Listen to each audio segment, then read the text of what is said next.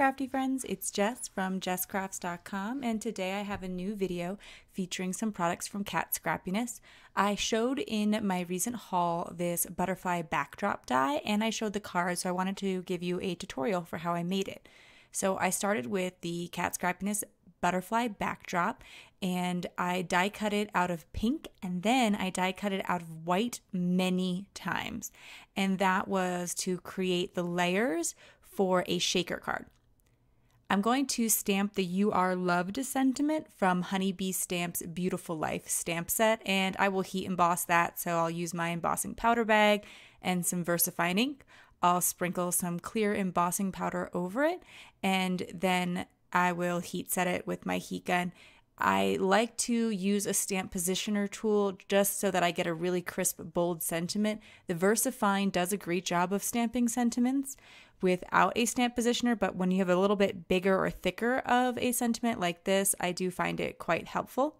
And that embossing powder bag certainly does help to, there's the anti-static bag, to make sure that I don't get embossing powder where I don't want it. So once I have that embossed, I have the general layout of my card. It's just time to add some interest. So here I have some Distress Oxide ink, and I am going to use it to add a little bit of, it's not really texture, but just like depth to the card rather than it being one flat pink color. And so this is the Picked Raspberry Distress Oxide ink. I did test it on a little scrap to kind of see what it would look like, and then I'm going to basically ink the edges.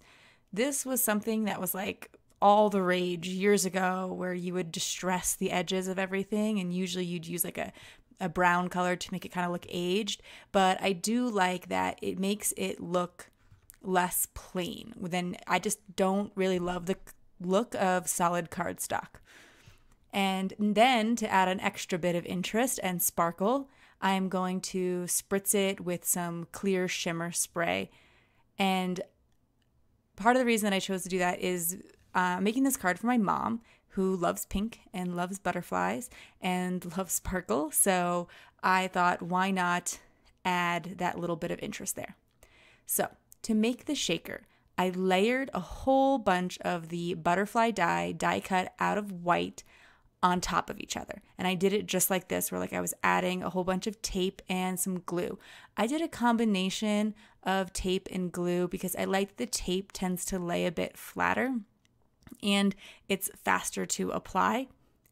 And then to adhere my transparency, I prefer just to use tape and no glue because most glues don't seem to stick well to transparency, or they leak out and then they stain the transparency. So that was just my personal choice, and it didn't matter so much if there was a little bit of tape in between each and every single butterfly, which it will matter on the shaker element, because if you don't have adhesive between the butterflies, then your little shaker bits could kind of fall between them.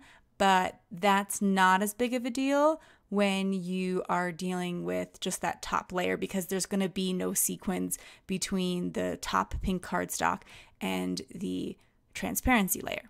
Now, like I said, I don't prefer using glue with the transparency. However, here is where it's going to matter a bit more, because if I don't glue this down around each butterfly, the sequins that I eventually put in it could kind of get stuck between this layer and the next layer.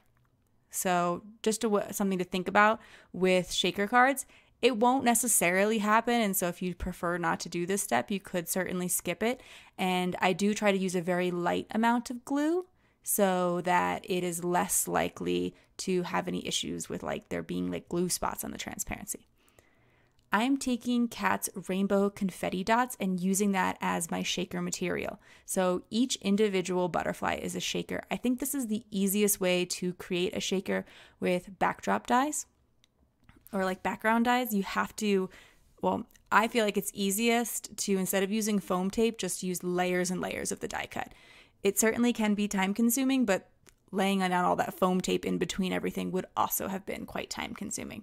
And there's very thin edges around it. I chose the rainbow dot confetti because it was really small. and therefore it would shake even in the tiniest of the butterflies.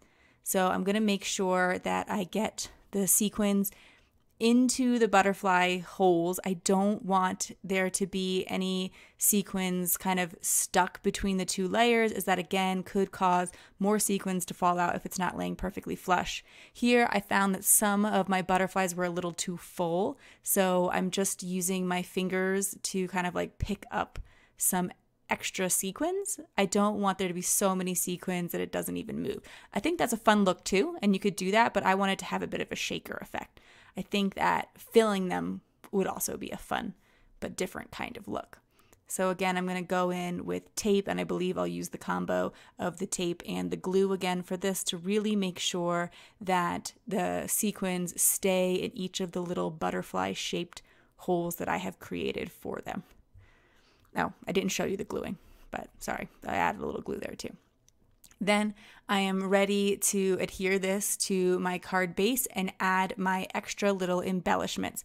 I'm going to be really generous with the tape throughout. I'm sure you've noticed that, just because it's actually kind of a heavier card with all the layers, and so I just don't want anything falling off. I kind of know that I will need to add some extra postage to this one, and that's fine when I send it through the mail.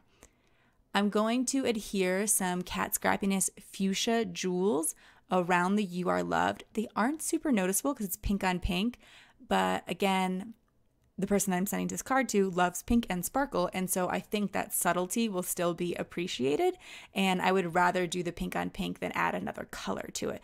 I'm really trying to make it sort of a more monochromatic, even though I do of course have the rainbow dots. But I don't want to take away from that. I want to instead just draw a little bit of extra attention to the sentiment.